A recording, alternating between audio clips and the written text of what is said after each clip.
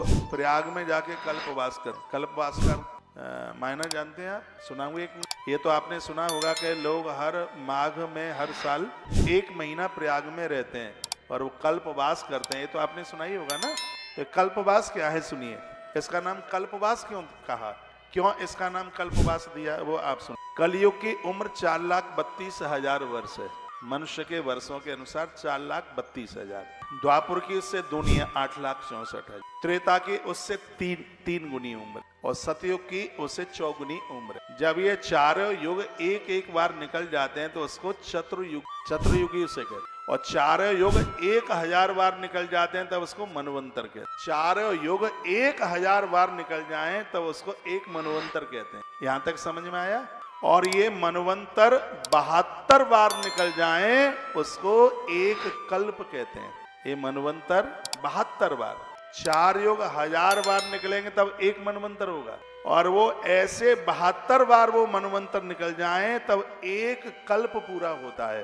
तो इसका मतलब है कि एक कल्प में जितना पुण्य दान, पुण्य तीर्थ यात्रा, जो भी सब कुछ किया जाता है, इतनी लंबे आयु में जो भी सत्कर्म किया जाता है, उससे जितना पुण्य मिलता है उतना ही पुण्य माघ के 1 महीना प्रयाग में रहने से उतने फल की प्राप्ति हो जाती है। इसलिए इसका नाम, मैं तो कहूंगा समय मिले तो व्यक्ति को हर वर्ष माघ का महीना प्रयाग में निकालना। यदि उतना समय नहीं मिलता है तो माघ के महीने में वो श्री प्रयाग में जावे। अब ये माघ को ही क्यों जोड़ा गया, ये भी अब आप सुन लीजिए। और भी तो महीना है, फागुन हो जाता, कार्तिक हो जाता, अगेन हो जाता।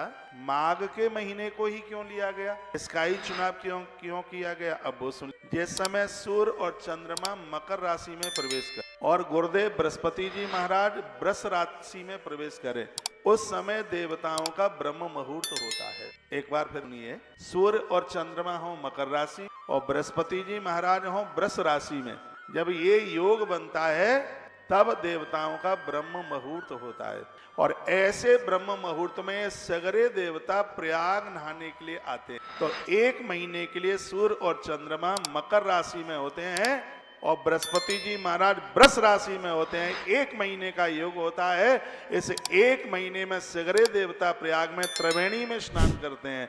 जो लोग कल्पवास करते हैं प्रयाग में, और जब वो प्रातः ही भोर में जाके गंगा स्नान करते हैं, तत्काल उन्हें 33 करोड़ देवता 68 करोड़ तीर्थों में डुबकी लगाने का सौभाग्य एक संग प्राप्त हो। इसलिए माघ के महीने का चुन। माघ का महीना आप घर में भी हो तो धूप निकल जाए तब नहीं, सूर्य से पहले। माघ का इतना बड़ा महत्व है, देवताओं का ब्रह्म भोर का। और ऐसे महीने, जिस महीने में संपूर्ण देवता मृत्यु लोक में आते हैं, और उस महीने में आप भागवत जी की कथा सुन रहे हैं। अब आप विचार कीजिए इस भागवत की कितनी बड़ी महिमा है।